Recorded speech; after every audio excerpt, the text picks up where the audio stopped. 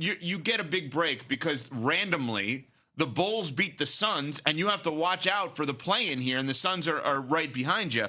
But the storyline goes back to Luka. He gets his 15th technical foul. Now, this one... He's one away from one-game suspension, yeah. And LeBron has a banged-up elbow. Not sure which one. LeBron has a banged-up face.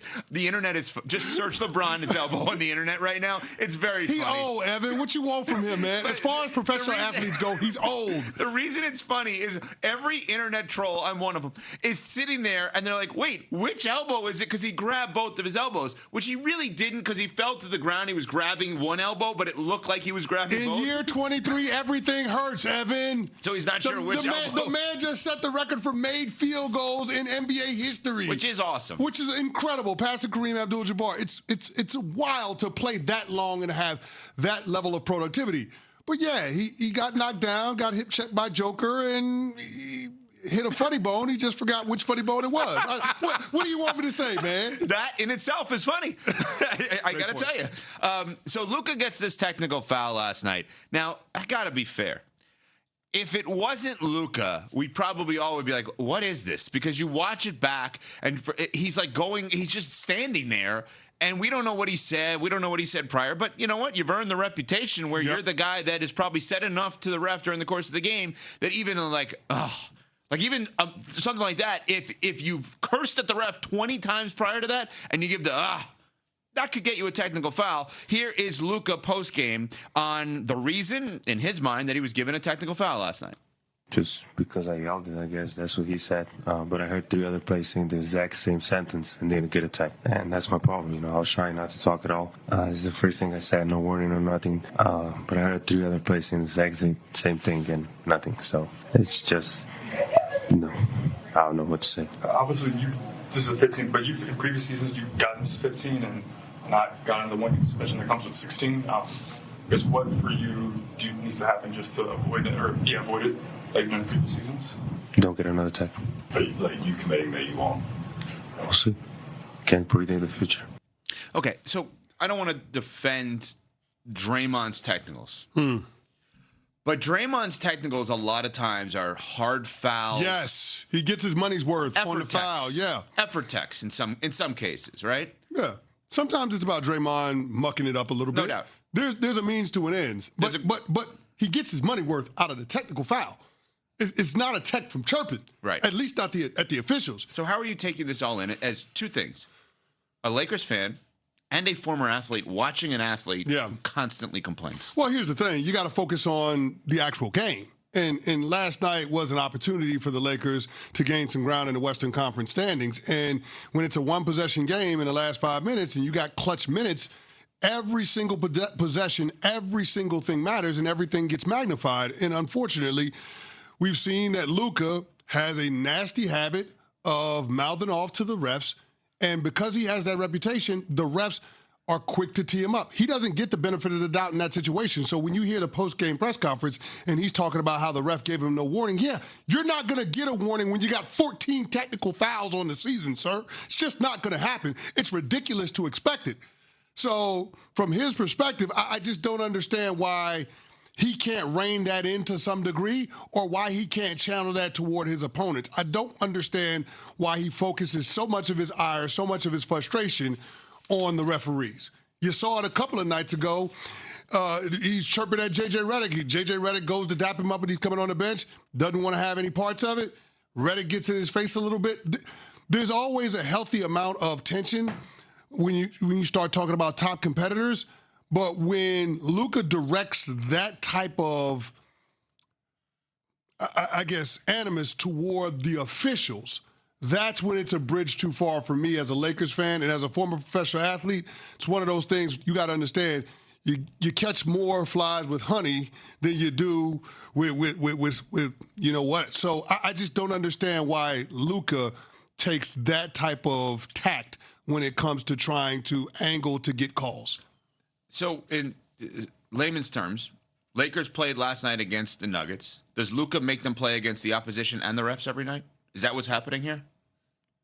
Because you could say, oh, we got a bad call. Nuno was complaining the other day about the Knicks getting a bad call or not getting a call with Shea. the referees are not out to get the Knicks, nor are they out to favor the Thunder, and nor are they out to favor the Lakers' opposition.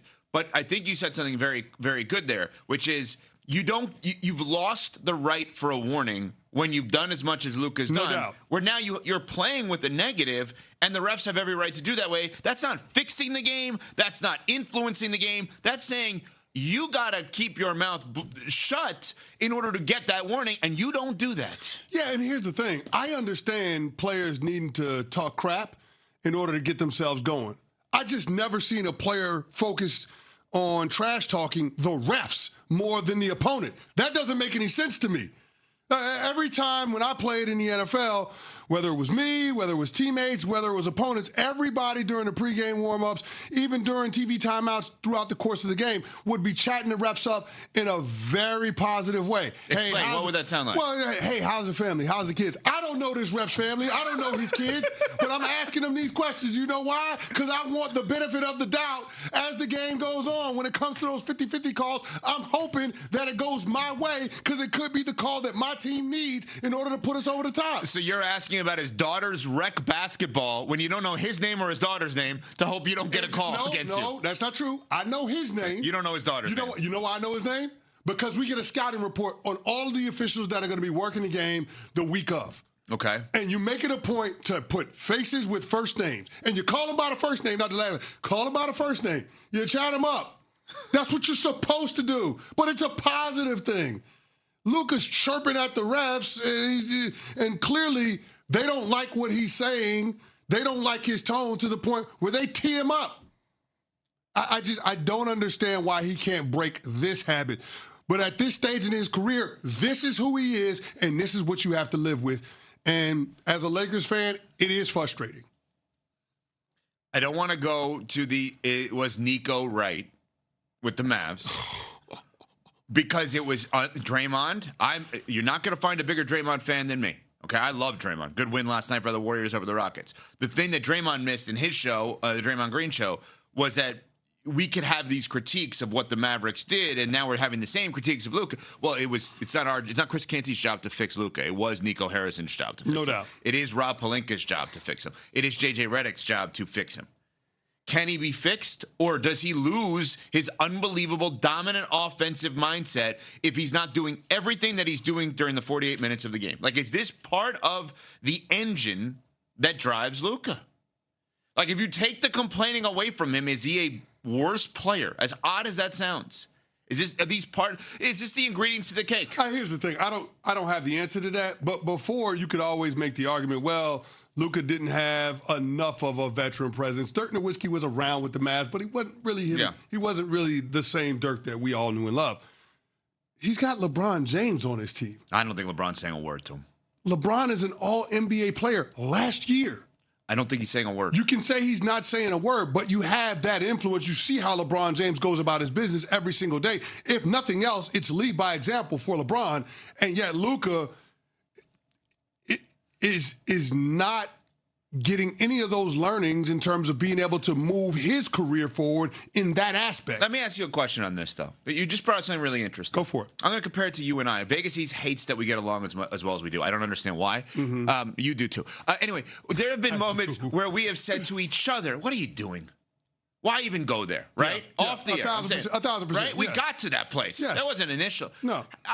Do you think LeBron has said to Luka at any point, what are you doing? Why the heck are you getting another? Do you realize you're one T away from getting suspended? And we are only a couple of games up on the Phoenix Suns, who, by the way, Kevin Durant's not there, and Devin Booker's been hurt this year. Like, has there been any, to stay in the playoffs versus the play-in, has there been any moment in your mind, if you had to guess, where LeBron said, what are you doing? I would hope if you don't have that situation, things are even worse than I thought they were with the Lakers.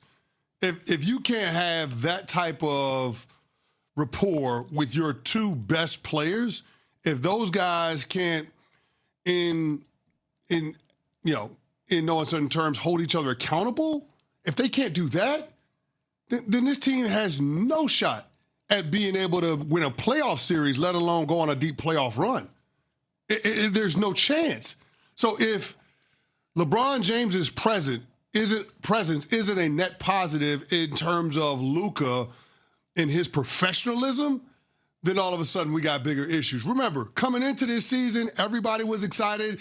The LA Luka diet, he slimmed down, taking care of his body, gotten with trainers. You were like, oh man, this is, being in proximity to LeBron James is going to have a positive effect on Luka Doncic. And listen, Luka has been awesome this season. He's leading the league in scoring. But this is an element of his game that he hasn't been able to mature past. And if you can't mature under these circumstances with LeBron James in year 23 on your team, still playing at a high level, and JJ Redick as your coach, and playing with that jersey on, I don't know if it's ever going to happen.